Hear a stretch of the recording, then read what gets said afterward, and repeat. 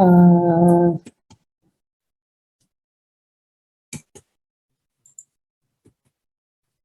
mungkin kalian bisa baca-baca apa keuntungan penarikan atau pengambilan sampel acak secara sistematik dibandingkan penarikan sampel sederhana. Jawabannya keuntungan kondisi.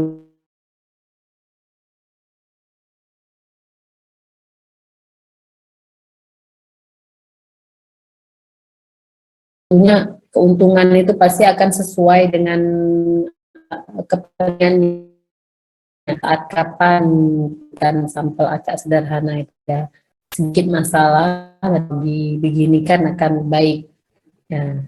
Jadi ini pilihan ya. Di awal-awal pernah kita jelaskan, saya singgung itu semua metode pengambilan sampel, pernah saya singgung semua secara garis besar ya, seperti apa masing-masing cara pengambilan sampel. Jadi mungkin kalau yang masih ingat, mungkin ingat ya. Jadi kalau kita punya area yang luas sekali dan kita ingin, sepertinya kita ingin semua dari area itu terjangkau, maka ini pilihannya. Karena dia akan mengambil sampel setiap jarak beberapa. Jadi jaraknya itu bisa berupa nomor ya, kalau memang dia sudah ternomor bisa berupa nomor, bisa memang betul-betul berupa jarak. Kalau misalkan rumah ketiga, 13, 23 seperti itu. Jadi sampai ke ujung sekali gitu akan terjangkau semuanya. Tentunya kita sudah menghitung dia akan berakhir di mana. Jadi sampai akhir pun akan terjangkau. Seperti biasa, kita perlu informasi N. Perlu ya, jumlah populasi berapa, sehingga kita bisa tahu jarak, setiap jarak berapa kita perlu lagi.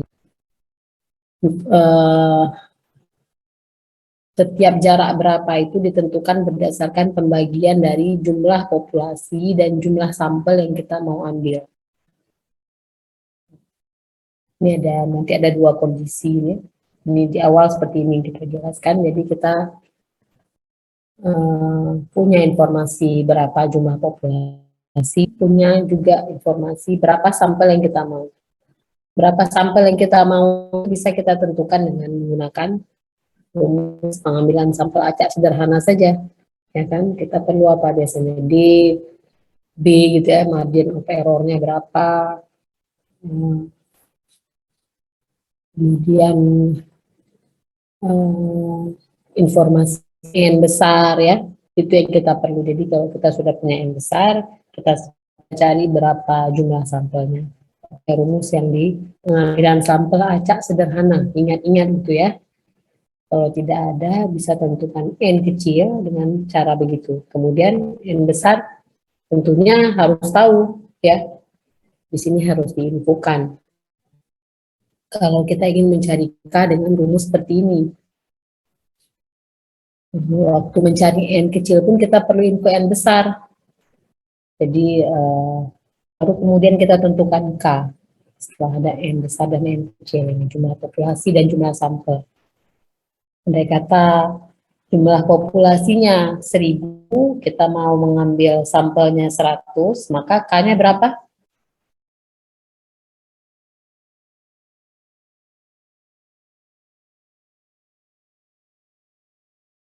Ada yang jawab nih. Berapa K-nya?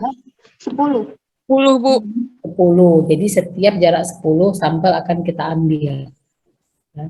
Apakah tadi kita pakai nomor kakak yang nggak masalah, setiap digitnya nanti yang terakhir jaraknya 10 akan kita ambil. Ini dia lambangnya ya.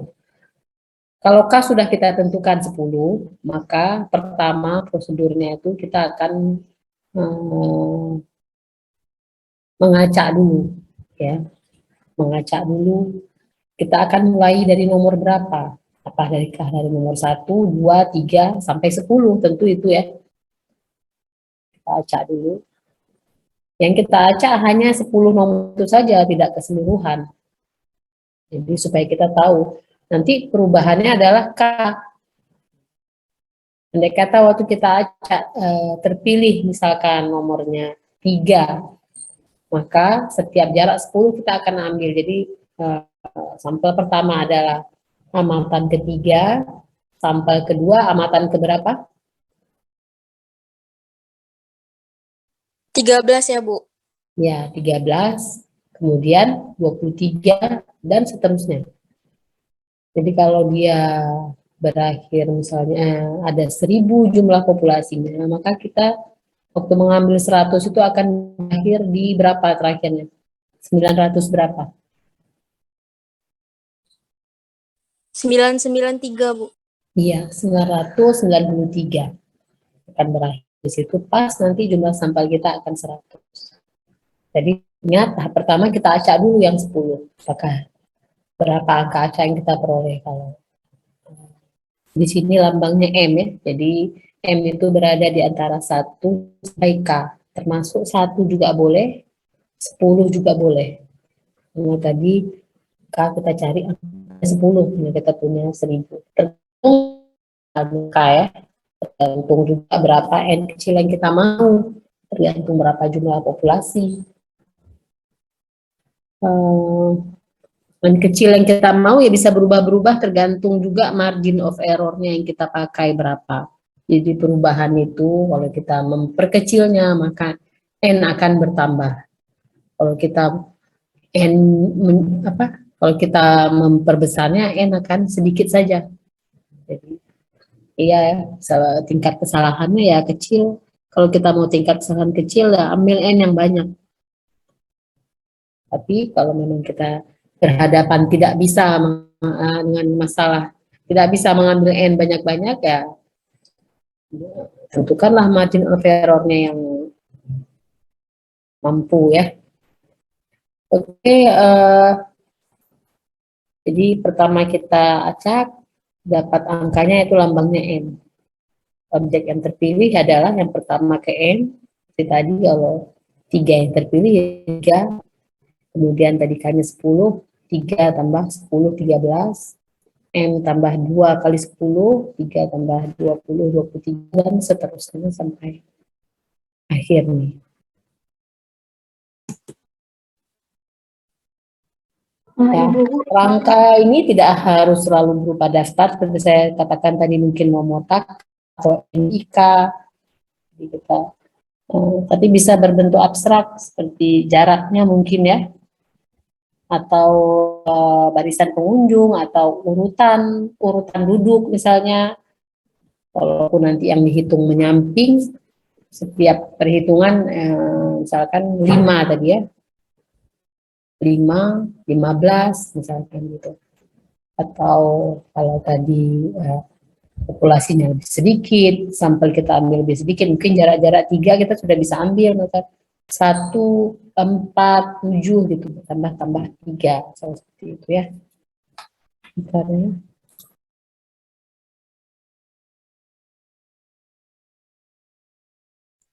Jadi dia untuk kasus-kasus seperti ini dia menguntungkan. Jadi ada barisan pengunjung, kita ingin mengambil sampel, bisa di tempat belanja atau tempat wisata atau dimanapun.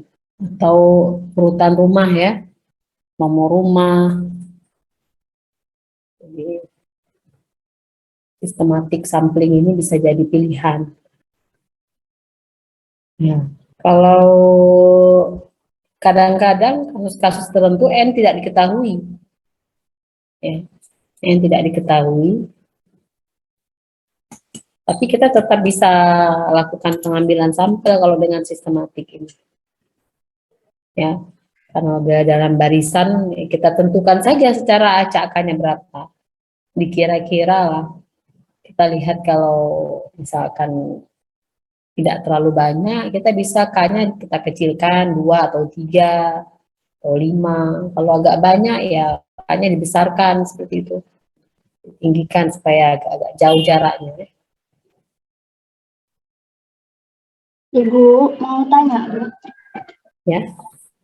Yang nilai M tadi gimana, Bu, cara penentuannya? Nilai M ya.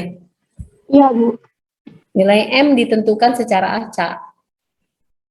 Jadi ya bisa karena K tadi kita cari 10, ya tidak menyusahkan sekali menentukan M secara acak, bisa dengan cara arisan-arisan karena cuma 10 ya. Kita hanya perlu menulis 10 nomor saja. Ambil secara acak seperti biasa kita ngambil arisan itu kalau bisa, kalau 10 itu. Kecuali Berarti, kalau Bu, sudah sampai 100, tapi jarang Kak sampai 100 gitu tuh kan berarti populasinya besar sekali, kecil yang kita mau. Ya. Ya bisa saja terjadi, bisa seperti itu, mungkin saja. Dan kita bisa mengacaknya dengan, kalau nggak mau pakai arisan ya bisa pakai apa saja dengan software ya. Ini diacak bebas. Tadi kan saya misalkan 3. Sebenarnya nggak mesti, bisa 6 waktu kita acak, atau memang 10, atau nomor 1 yang terambil. Jadi kita mulai dari 1, kalau K-nya memang 10 tadi ya, kemudian meloncatnya ke 11, K tambah M ya, M tambah K. Kemudian M tambah 2 kali K. Jadi urutan ke-21, 31, dan seterusnya. Sudah ini ya, paham ya? paham, Bu. Berarti nilai M itu terserah kita, bukan mau ambil nilai berapa? Dengan cara diacak tapi ya. Jadi tetap ada pengacakan di sini. Yang kita acak nilai utamanya saja. Selanjutnya kita bisa gunakan K untuk menentukan sampel selanjutnya. K-nya juga nggak mesti 10, tadi kan contoh supaya mudah saja. Itu saya nambah-nambahkan.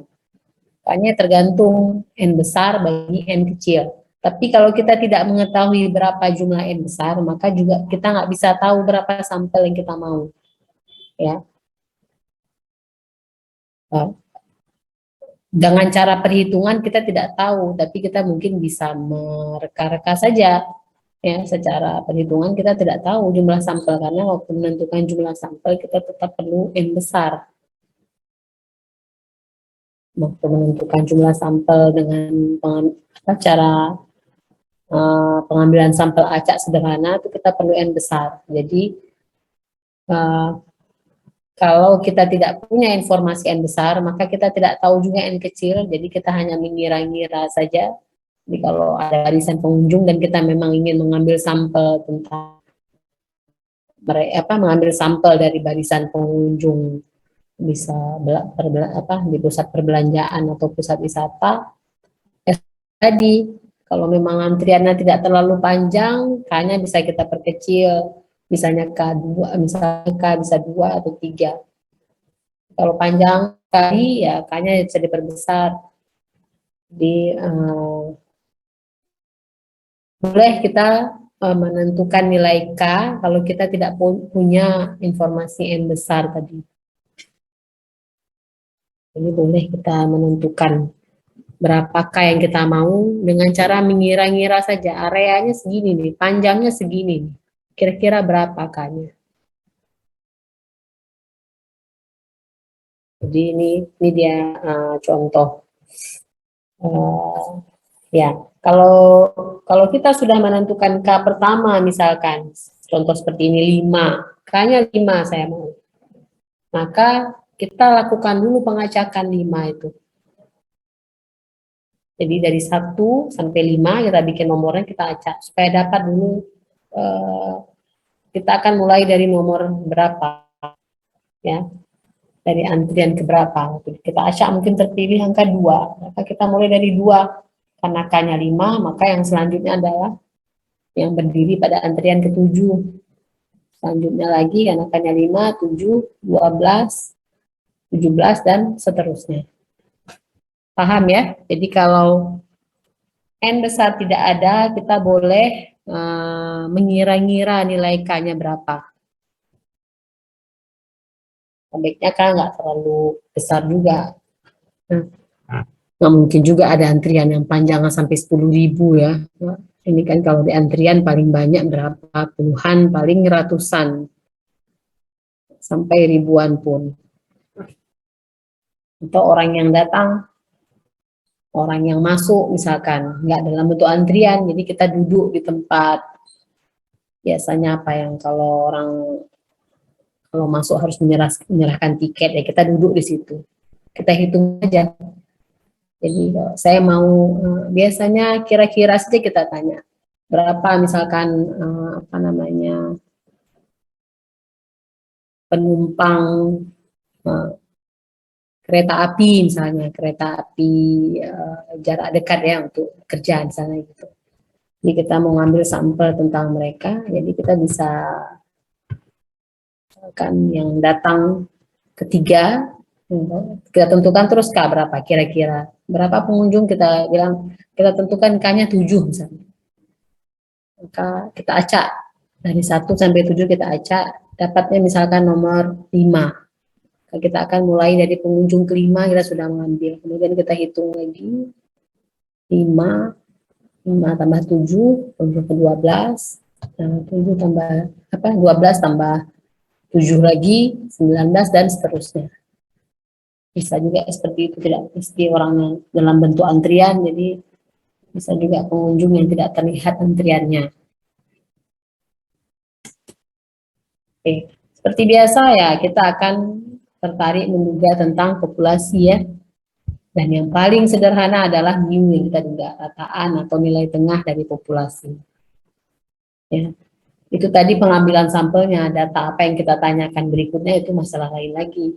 Ya, kalau datanya interval atau rasio, maka kita akan lakukan pendugaan nilai tengah. Seperti ini mu, sama seperti biasa mu diduga melalui Y bar. Jadi data yang sudah terkumpul itu langsung kita cari saja rata-rata hitungnya atau rataannya. Seperti biasa jumlahkan bagi N.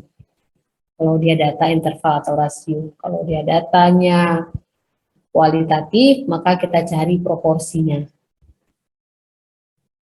Nah, variansnya agak berbeda nih seperti ini. Tapi ya, tapi karena nilai rho ini koefisien korelasi ya, nilai korelasi antara pasangan objek sampel sistematik dari frame yang sama, karena kita susah dapatkan ini, maka kita akan menggunakan varians dari pengambilan sampel acak sederhana. Jadi rumusnya persis seperti ini ya. Seperti yang pengambilan acak sederhana variansnya. Mu-nya juga, kalau mu jelas ya. PS kuadrat per N kecil. Nah, tentunya ini nggak bisa dicari nih kalau ya kita bisa saja duga nanti misalkan tadi kan rumus K itu adalah N besar per N kecil. Ya. Tadi saya katakan, kalau kita tidak punya N besar, ya sudah kita boleh saja meraba-raba, tentukan K saja berapa kita mau. Bisa berapapun, bisa K 3, 7, 10, 15, misalkan. Kemudian seperti biasa, lakukan pengacakan untuk semua nilai K. Dapatlah M. Nah, karena kalau kita sudah selesai lakukan itu sampai berakhir sampel yang sudah kita ambil dengan K tertentu, maka kita sudah punya juga ukuran sampelnya setelah kita selesai ambil. Misalkan tadi seperti penumpang kereta sampai jam tertentu kita sudah cukupkan misalkan, kita sudah dapatkan jumlah sampel berapa, kita punya K kita berapa tadi di awal kita mengira, maka dari rumus K sama dengan N besar per N kecil, kita bisa menduga-duga populasinya berapa. Dari situ. Jadi N besar berarti K dikali N kecil kan. Kalau memang kita harus kemudian dari kasus yang kita tidak punya N besarnya berapa, ya kita duga saja N besarnya melalui K dikali N kecil bisa mungkin ya. Jadi boleh dicoba lakukan. Kalau S ya memang dari datanya, dari simpangan baku S-nya. Ya dikuadratkan jadi ragamnya kita cari dari datanya. Jadi tetap bisa kita cari variansnya.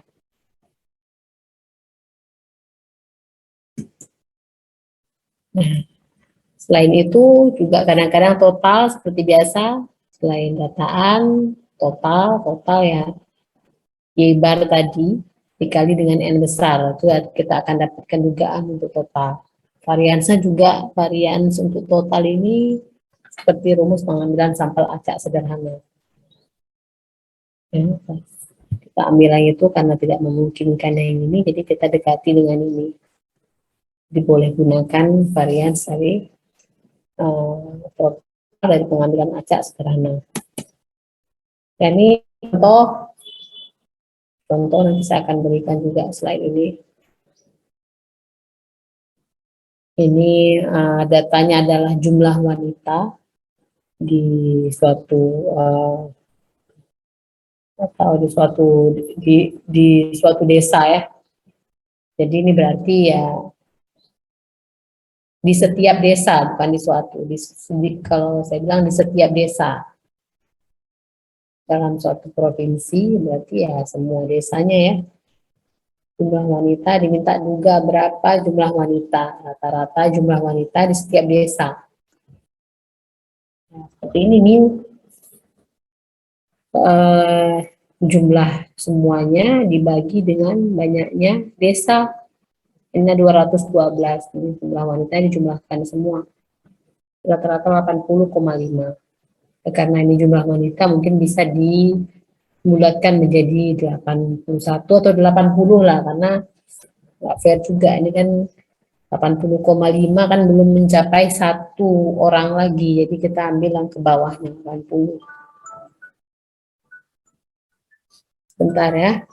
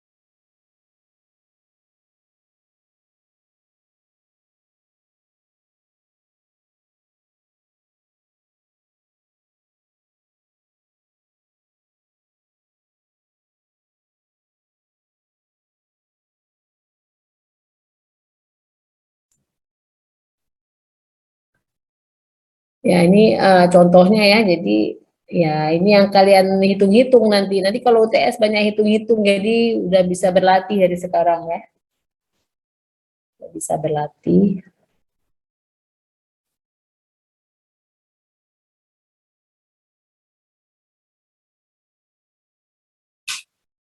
Jadi seperti biasa nih saya rasa semua bisa mencarinya ya. Ini ada mencari S, jadi kalian memang harus cekatan nih mencari, karena setiap mencari ini kan selalunya ada kepercayaan kita harus cari S kuadrat ya. Ingat ya, selama ini kita sudah belajar dua topik ya, pengambilan sampel acak sederhana, dan ya ini yang murni pengambilan sampel acaknya, hitung-hitungannya ya, sama berlapis. Kan selalunya ada pendugaan berapa rata-rata, kemudian berapa batas kesalahan pendugaan, seperti itu kan. Nah, itu kan sebenarnya yang kita cari kalau dulu-dulu itu sebenarnya selang kepercayaan, cuma penyebutannya saja berbeda. Penulisannya, bentuk penulisannya. Jadi yang kita sebut titiknya, kemudian ada batas kesalahan pendugaan. Padahal biasanya itu adalah selang kepercayaan, langsung titiknya plus minus berapanya. Plus minusnya itu batas kesalahan pendugaan. Yang nilai Z atau T dikali dengan sigma per akar N. Itulah batas kesalahan pendugaan. Cuma di sini sudah apa namanya diratakan saja nilai Z atau T-nya karena sering dipakai selang kepercayaan 95%, itu kan alfa per 2-nya itu kan 1,96 ya, Z 0,025 itu 1,96 mendekati 2, jadi dia langsung pakai rumus 2 kali. Ya. Dan kalau kita pakai selang kepercayaan yang lain, misalkan 96, 98 juga angkanya mendekati 2 semua.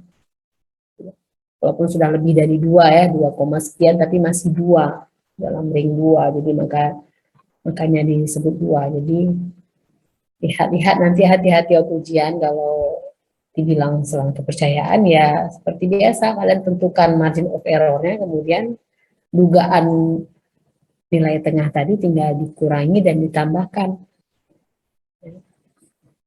Jadi yang dikurangi dan tambahkan itulah margin of error bound batas kesalahan pendugaan ya, bound of the error estimation ya.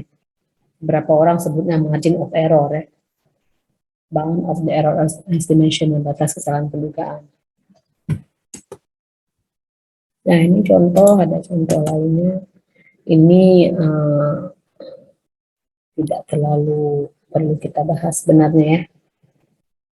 Ini menunjukkan saja kalau varians dari sistematik nih kalau pakai acak sederhana, varians yang sama seperti ini grafiknya.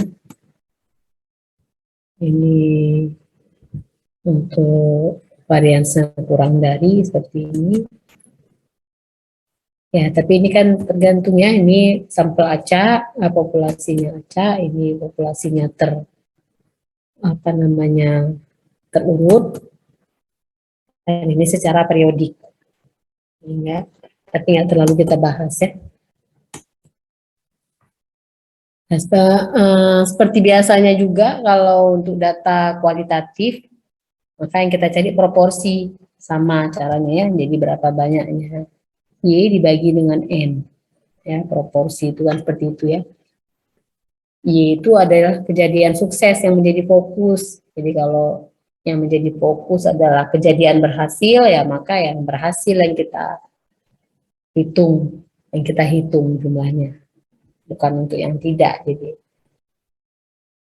mana yang menjadi fokus, selalunya jadi 2 kategori dia, mana yang menjadi fokus dan selain yang menjadi fokus, itu saja.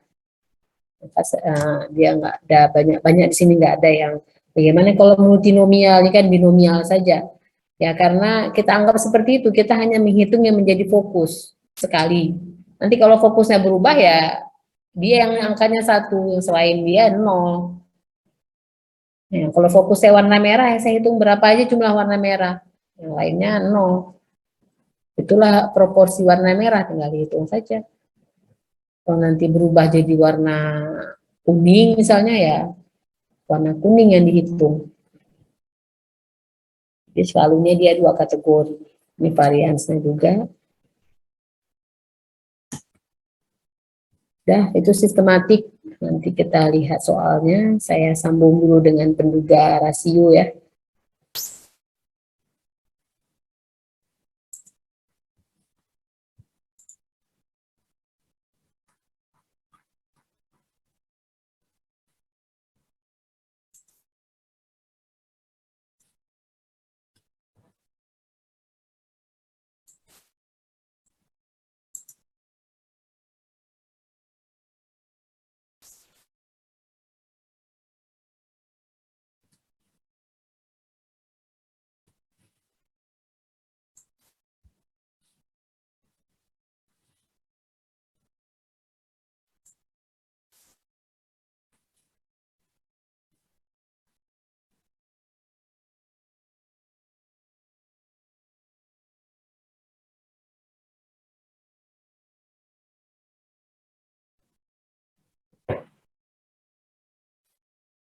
Nah,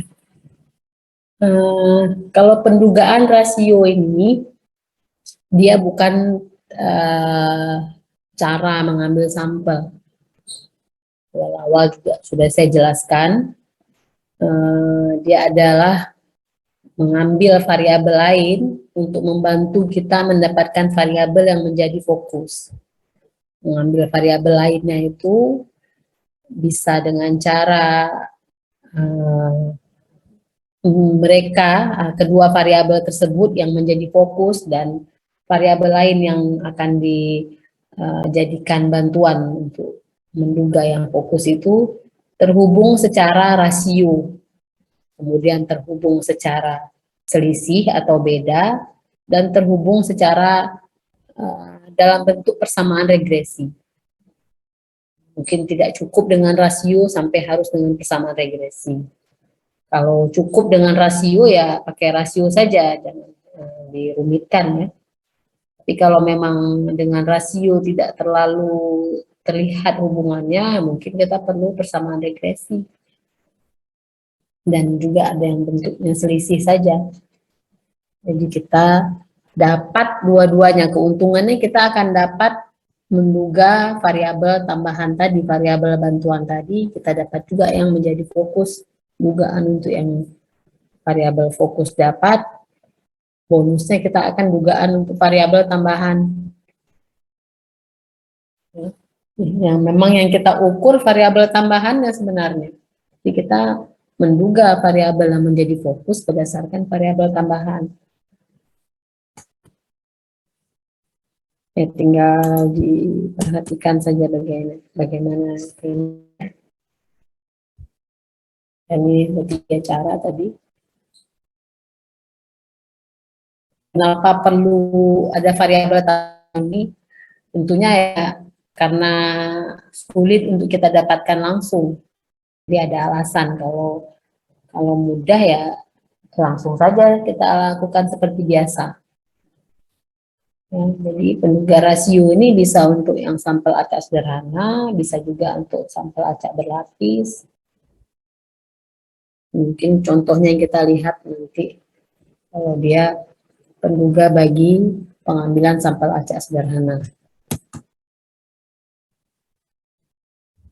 Ini contohnya kenapa sampai kita perlu melakukan penduga rasio ini, mengambil variabel lain untuk mendapatkan variabel tertentu. Ini kira-kira kalau kalian lihat dari kasus ini, sebenarnya yang ingin dia ketahui apa? Yang menjadi fokus nih. Yang ingin dia duga itu apa?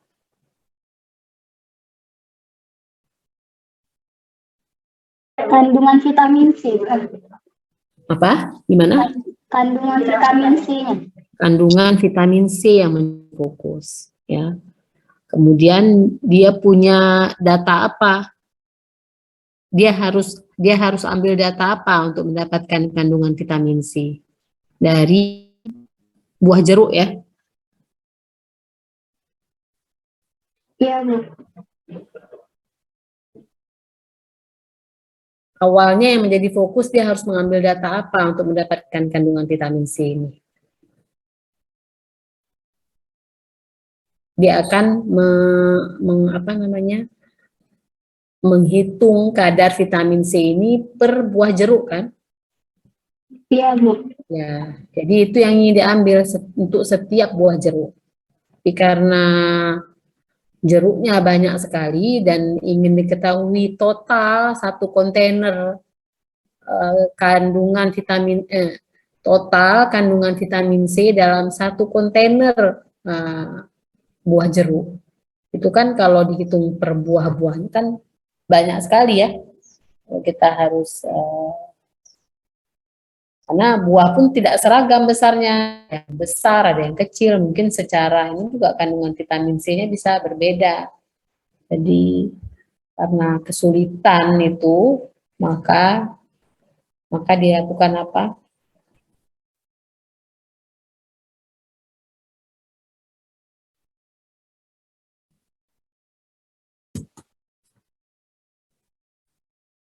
Pakai apa? Dia apa namanya? Mengambil variabel apa lain jadi bantuan? Berat jeruk, Bu. Ya, dia hitung beratnya. Ya, dari berat bisa juga kita bisa menghitung per kilogramnya kadar vitamin C dari 1 kilogram jeruk. Ya, sehingga nanti kita bisa saja menduga untuk berkilo-kilo atau berton-ton itu satu kontainer ya. Jadi kalau tadi per buah jeruk ya kita susah menghitung berapa ada buah jeruk di dalam. Tapi kalau berat itu lebih mudah untuk dilakukan ya. Jadi di sini dari setiap butir jeruk yang diambil kita bisa dapatkan nilai dari dua variabel yaitu kandungan vitamin C. Jadi kita bisa kira-kira ya. Contohnya seperti ini. Jadi kita akan dapatkan totalnya, total apa ini kandungan vitamin C ya, dengan rata-rata kandungan vitamin C yang ada dalam variabel Y dibanding dengan kandungan vitamin C yang ada dalam variabel X dikali dengan total kandungan vitamin C yang ada dalam total X ya, kandungan vitamin C yang ada dalam total X. Jadi rasio itu adalah perbandingan antara total tadi antara yang apa rata-rata kandungan vitamin C dalam variabel Y dibandingkan dengan rata-rata vitamin C yang dalam variabel X. Nanti kita lihat contoh. Ini baru rumus-rumus, jadi rasio ini lihat Y bar bagi X bar. Y bar bagi X bar. Nah, karena dalam Y bar itu rumusnya dibagi N, dalam X bar juga dibagi N, maka kita bisa manipulasi seperti ini. Tujuannya untuk menghilangkan N-nya. Ini manipulasi karena dikali dengan 1. N per N sama dengan 1. Sehingga pembilang dikali N, penyebut dikali N, jadilah hanya sigma Y saja. Ini hanya sigma X saja. Jadi R sama dengan sigma Y dibagi sigma X. Tanpa kita harus perlukan N-nya di situ. Kecuali kalau Y bar dan X barnya sudah diinfokan ya, kita nggak perlu lagi cari sigma Y dan sigma X berapa. Tapi kalau yang diberikan data yang langsung saja jumlah X berapa, jumlah Y berapa. Tinggal cari rasionya. Sehingga nanti kalau kita sudah punya rasio, kita bisa duga totalnya. Ya, biasanya ini yang berhubungan dengan total memang. Ini variansnya, kita perlu nilai R juga.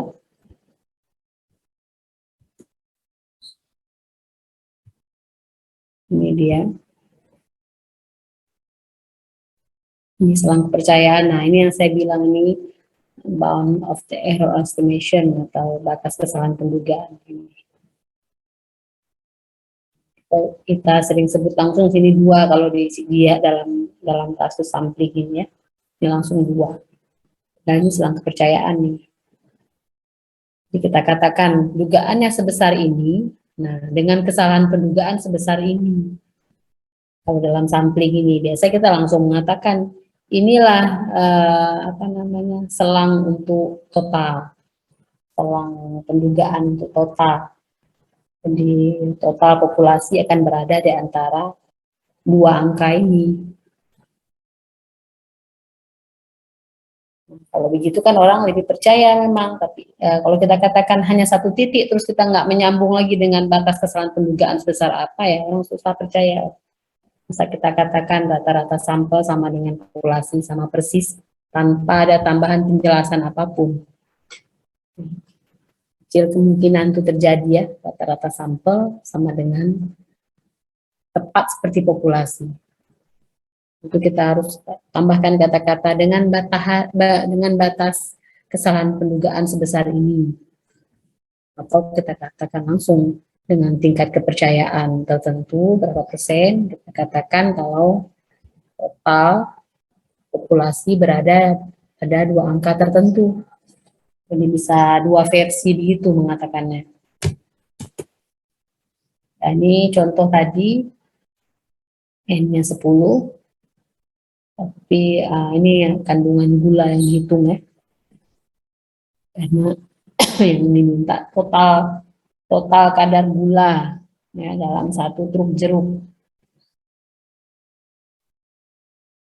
Jadi yang menjadi variabel ini adalah kandungan gula, yang menjadi fokus. Kita ingin tahu kandungan gula melalui berat jeruk. Sehingga rasionya kita oleh dengan sigma Y dibagi sigma X. Ditanya total kandungan gula dalam 1 truk jeruk. Total kandungan gula dari jeruk yang banyaknya 1 truk.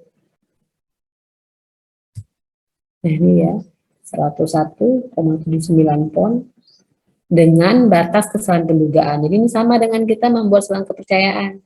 Kalau kita ingin menuliskan dalam bentuk selang, berarti 101,79 ini kita kurangi dengan 6,3, itu jadi batas bawahnya.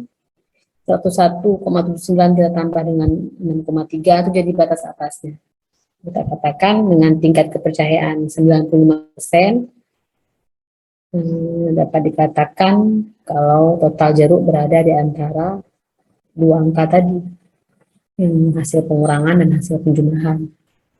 Atau begini cara mengatakannya, total kandungan gula dalam jeruk yang banyaknya 1 truk itu adalah 101,79 ton dengan batas kesalahan pendugaan sebesar 6,3 ke bawah dan ke atas. Tanpa harus disebut ke bawah ke atasnya ya, cukup sampai 6,3 itu artinya ke bawah ada mungkin melenceng ke bawah sebesar 6,3, ada mungkin melenceng ke atas 101,79, jaraknya sebesar 6,3 juga.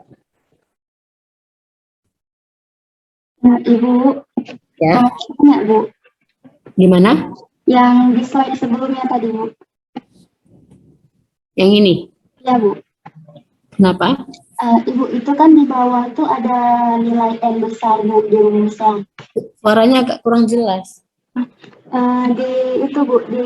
Di rumusnya ini kan ada N besar itu, Bu, tapi kan di soal nggak diketahui, Bu, nilai N besar. Terus itu kenapa bisa jadi 1/10, Bu? 1/10. Ya, Bu. Oh, oke. Ini kan rumusnya 1, ini berarti yang tahu kuadrat 1.800 kuadrat ya. Ini kan totalnya dapatnya 1.800 nih kan. Berat jeruk itu memang diinfokan di soal, berarti 1.800-nya dapat. N besar kurang N kecil, N besarnya berapa? 40 N.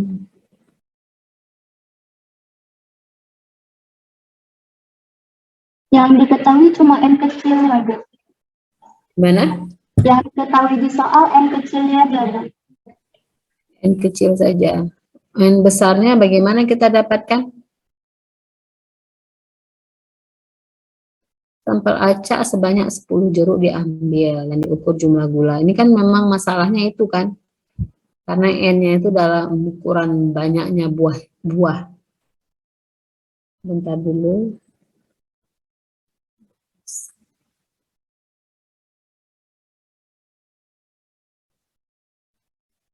Coba disederhanakan persamaan itu berapa tuh perlu dikurangi, berarti N per N gitu ya.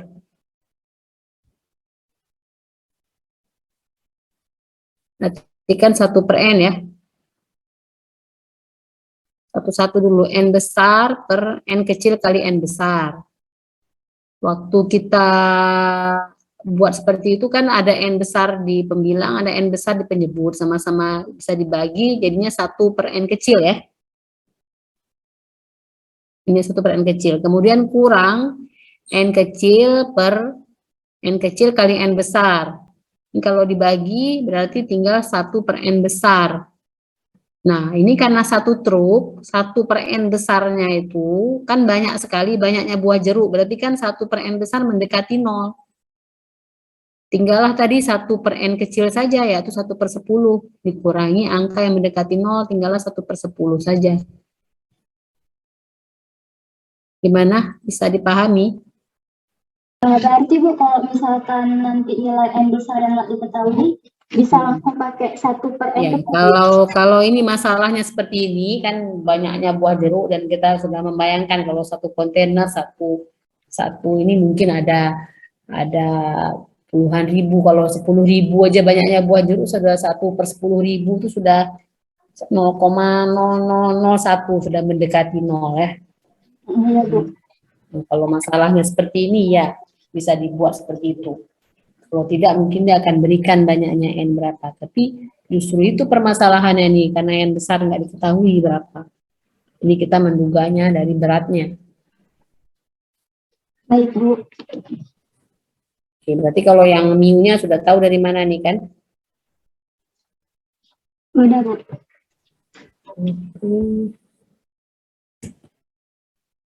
Ini tadi selang seperti itu. Nah, ini kalau hubungan antara variabel fokus dan variabel bantuan dalam bentuk persamaan regresi. Jadi kita harus lakukan pendugaan B dulu. Kalau tadi kita duga rasionya. Jadi persamaan regresi seperti ini. Jadi kita harus duga B. B rumusnya seperti ini. Mirip-mirip waktu kita duga B di persamaan regresi memang kan. Ini kan kemiringan dan koefisien. Kemiringan, nah slope-nya kita harus cari. Yang jadi interceptnya adalah Y bar. Variansnya panjang seperti ini nih. Ini harus kalian tulis, nanti boleh bawa catatan selembar ya. Nah ini dugaan rataannya dalam bentuk selang, atau kita katakan ini sebesar sampelnya. Ini bukan ya mu duga ya. Biasanya kan di sini kan mu duga, berarti kan di sini ya sudah hasil, karena seringnya kan ada cuma satu, kan kita tulis X bar saja. Ini kan karena hasil dari dua nih, dari dua variabel di sini mengambil Y dan X, dia sebut mu duga YL di sini. Jadi sudah terlibat kedua-dua variabel tadi, variabel bantuan dan yang menjadi fokus. Jadi dia makanya pakai mu topi. Biasanya kalau satu yang menjadi fokus kita ini X bar atau Y bar di sini. Langsung ditulis saja apa yang jadi penduganya. Ini enggak, dia tulis mu duga. Jadi jangan bingung nanti kenapa ditulis mu. Ya pakai topi, enggak masalah karena pakai topi. Berarti dia dugaan. Ini sama seperti saya katakan tadi, jadi kita boleh katakan dugaannya sebesar mu duga ini dengan batas kesalahan pendugaan sebesar ini. Atau dalam bentuk selang ya seperti ini katakan, mu berada di antara, ada batas bawah, ada batas atas.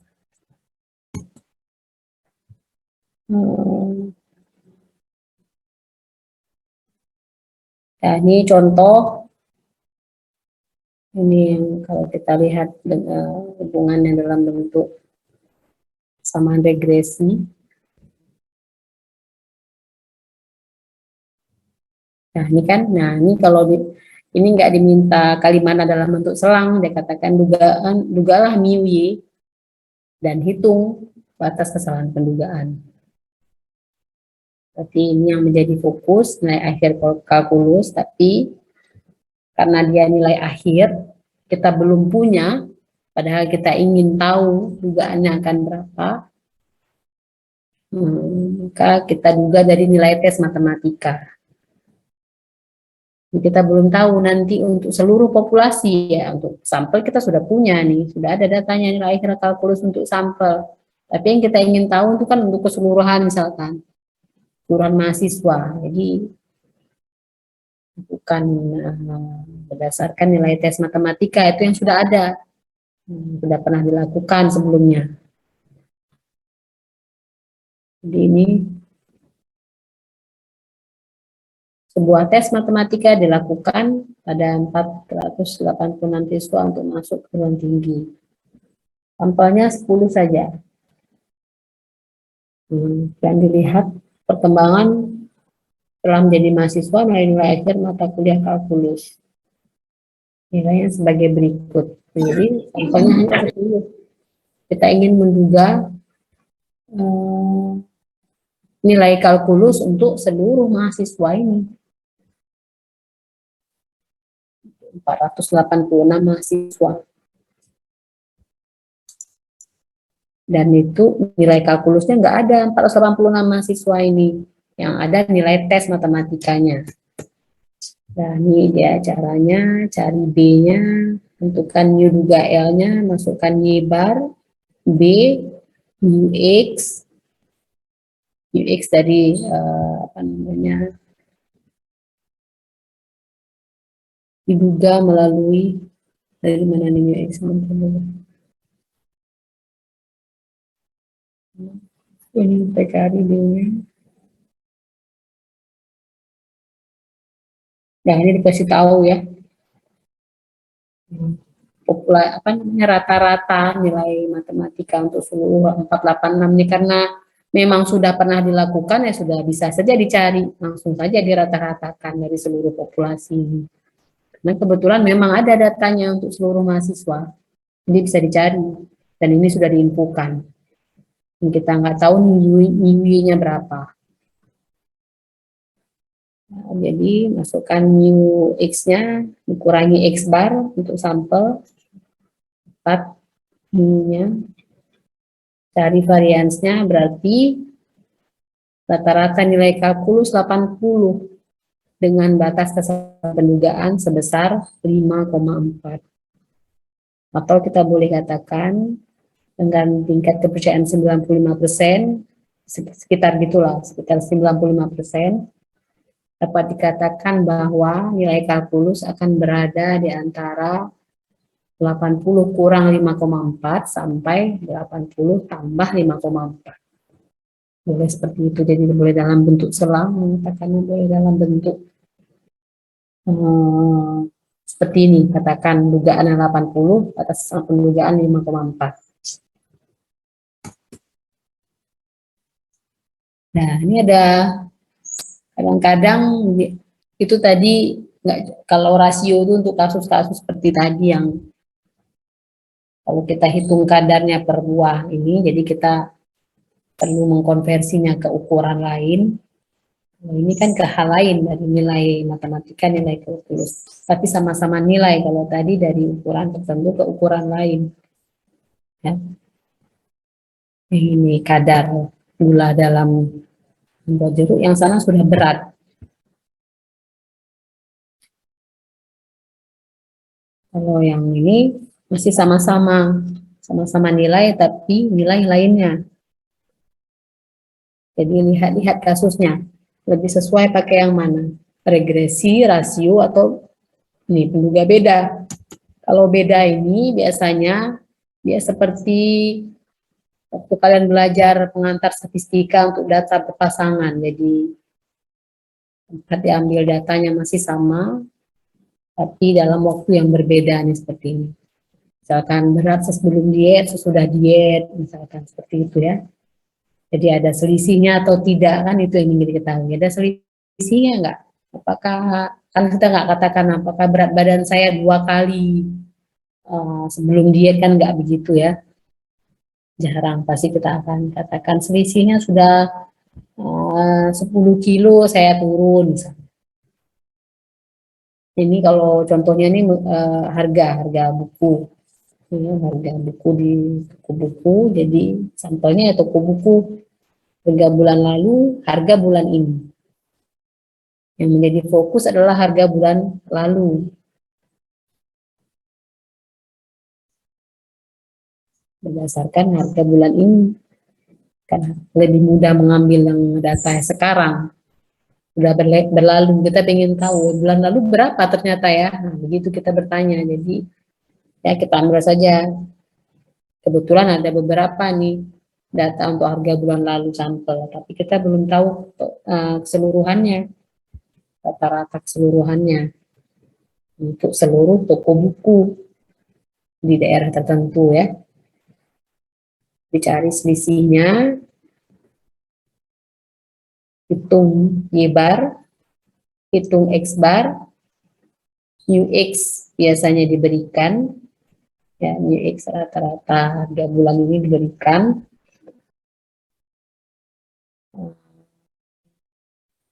Rumusnya seperti ini, tiga ya, ini rumusnya untuk menduga. Y bar tambah mu X kurang X bar atau mu X. Kalau kita langsung ini mu X tambah D bar rata-rata. Mana D bar sama dengan Y bar kurang X bar. Jadi boleh yang pakai rumus ini, boleh pakai rumus ini sama saja hasilnya. Nah, kalau kita sudah hitung D, langsung saja pakai D. Pakai mu X tambah D bar. Kalau D belum dihitung ya pakai saja Y bar tambah mu X kurang X bar. Masukkan, dapatlah mu duga D-nya 74,4. Jadi harga total apa nih? Data penjualan, berarti bukan harga ya, maaf ya. Total penjualan buku bulan lalu sama dengan 74, kira-kira 74 buku. Nah, mirip juga ya dengan UX-nya nih. Dengan batas kesalahan pendugaan sebesar 0,519. Ya. 2 kali akar varian, seharusnya dikali lagi 2. Enggak, ini langsung ya. Ini dia. Ya 2 dikali akar varians, ini belum dikali 2 nih. Kalau variansnya ini berarti 2 dikali ini dulu. 2 dikali akar varians ini. Ini diakarkan dikali 2, itulah batas kesalahan pendugaan. Belum selesai. Tapi dia nggak minta ya. Dia hanya meminta dugalah ragamnya, ya berhenti sampai sini, betul. Minta menduga keragaman penjualan bukunya berapa. Itu saja. Jadi rata-rata dugaan total penjualan buku di bulan lalu 74 buku dengan keragaman sebesar 0,59. Ya, itu materi kita hari ini. Ada yang mau ditanyakan? Ini saya akan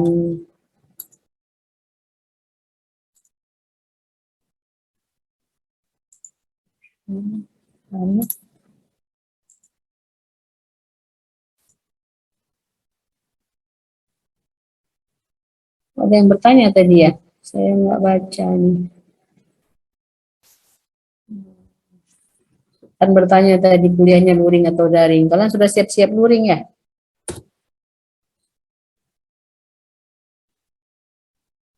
Tadi habis siap ujian, Bu. Oh, jadi kebetulan masih di kampus ya? Nah, ini adalah kelompok kalian. Jadi dipegang, jadi saya tugas yang akan saya berikan ini dikerjakan per kelompok. Yang tugas tadi saya bilang itu saya akan berikan nanti, tapi ya soal-soal akan saya berikan nanti. Kalau saya belum berikan tolong diingatkan kembali ya, jangan sampai kalian gak ingatkan sampai minggu depan pula, nanti kalian yang rugi nanti, waktunya berkurang makin cepat. Bu, Ya, untuk kelompok belum dibagi, Bu. ini udah saya kirim nih, coba lihat WA. Nah, bahannya,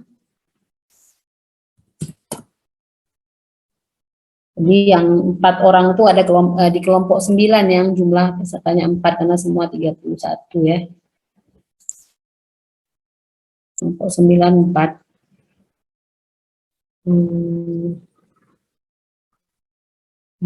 Saya kirimkan apa saja lah. Sesuai kelompok 1 akan membahas apa, jadi sudah bisa diskusi lah. Ya maksudnya nanti ya mau diskusi apa saja bisa, ini mau bagi, mau ini tugas kan sudah.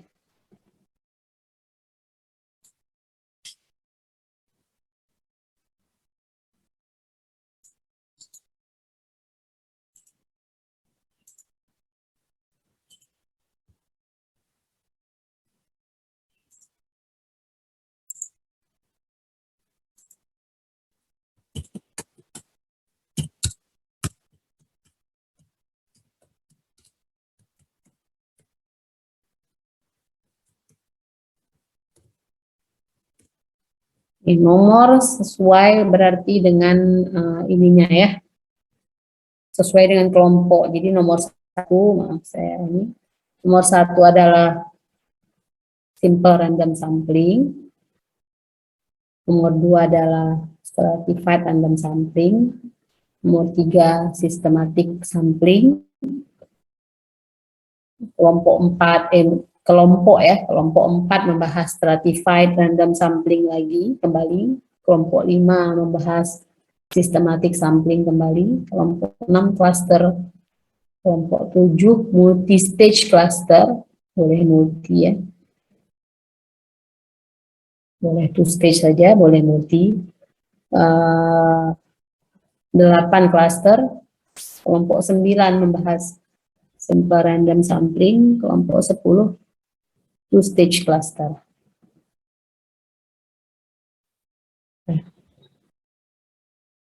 Kelompoknya sudah ada, sudah bisa menghubungi anggota kelompoknya ini.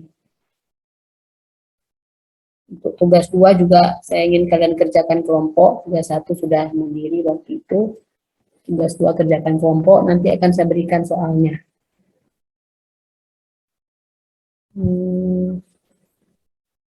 Tapi ada yang ingin ditanyakan lagi? Kelompok sudah dibagi, UTS minggu depan, luring, persiapkan diri, pelajari soal-soal yang sudah pernah diberikan. Jadi soalnya nanti ada 5, ada mengenai dasar-dasar statistika yang kita pelajari di awal, kemudian simple random sampling, stratified, apalagi tadi, sistematik, dan penduga rasio.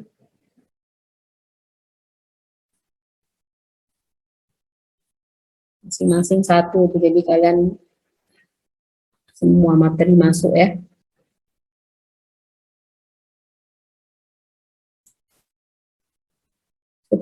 Siapkan catatan 1 lembar, kalkulator, kalau nggak ada beli, kalau sanggup beli, karena itu kan kalian banyak mata kuliah menggunakan kalkulator. Kalau nggak bisa beli, pinjam, jadi tidak boleh kalkulator HP. Tulis lengkap, kertas yang lain-lainnya disediakan, jadi kalian hanya perlu mempersiapkan catatan 1 lembar saja.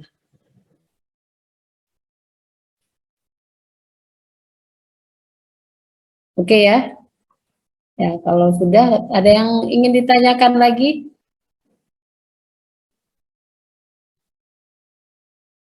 Ya, kalau tidak ada, saya cukupkan dulu. Nanti tolong ingatkan saya ini soalnya ya.